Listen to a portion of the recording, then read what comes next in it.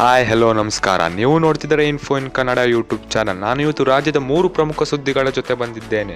ಅದಕ್ಕಿಂತ ಮುಂಚೆ ನೀವು ಈ ಚಾನಲ್ಗೆ ಸಬ್ಸ್ಕ್ರೈಬ್ ಆಗಲಿಲ್ಲ ಅಂದರೆ ಈ ಕೂಡಲೇ ಸಬ್ಸ್ಕ್ರೈಬ್ ಆಗಿ ಹಾಗೂ ಬೆಲ್ ಬಟನ್ ಅನ್ನು ಒತ್ತೋದಕ್ಕೆ ಮರಿಬೇಡಿ.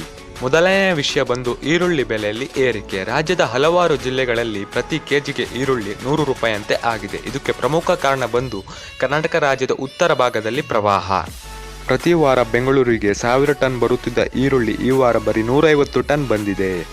ಬೇರೆ ರಾಜ್ಯದಿಂದ ಬರುತ್ತಿದ್ದ ಈರುಳ್ಳಿಯ ಪ್ರಮಾಣವೂ ಸಹ ಕಡಿಮೆಯಾಗಿದೆ.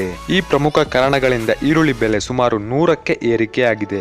ಮಹಾರಾಷ್ಟ್ರದಲ್ಲಿ ಈರುಳ್ಳಿ ಬೆಲೆ ಸುಮಾರು 130ಕ್ಕೆ ಏರಿಕೆಯಾಗಿದೆ.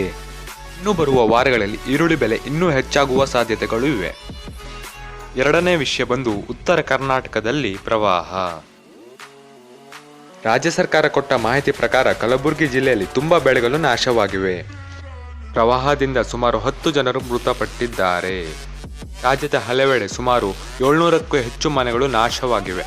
ಕಂದಾಯ ಸಚಿವರಾದ ಅಶೋಕ್ ಕುಮಾರ್ ಅವರು ಇದಕ್ಕೆ ಪರಿಹಾರವನ್ನು ಸಹ ಘೋಷಣೆ ಮಾಡಿದ್ದಾರೆ. ಈ ಮೂಲಕ ಪ್ರವಾಹವು ಕಡಿಮೆ ಆಗಲೆಂದು ದೇವರ ಹತ್ತಿರ ಪ್ರಾರ್ಥಿಸೋಣ. ಮೂರನೇ ವಿಷಯ ಬಂದು ರಾಜ್ಯದ ಕಾಲೇಜುಗಳು ಪುನಾರಂಭ. ಕೊರೋನಾ ಕಾರಣದಿಂದ ಮುಚ್ಚಲಾಗಿದ್ದ ಕಾಲೇಜುಗಳು ಮತ್ತೆ ಪುನಾರಂಭವಾಗಲಿದೆ. ನವೆಂಬರ್ 17ರಂದು ಈ ಕಾಲೇಜುಗಳು ತೆರೆಯಲಾಗುವುದು. ಇದನ್ನು ಡಿಸಿಎಂ ಆದ ಅಶ್ವಥ್ ನಾರಾಯಣ್ ಅವರು ಘೋಷಣೆಯನ್ನು ಸಹ ಮಾಡಿದ್ದಾರೆ.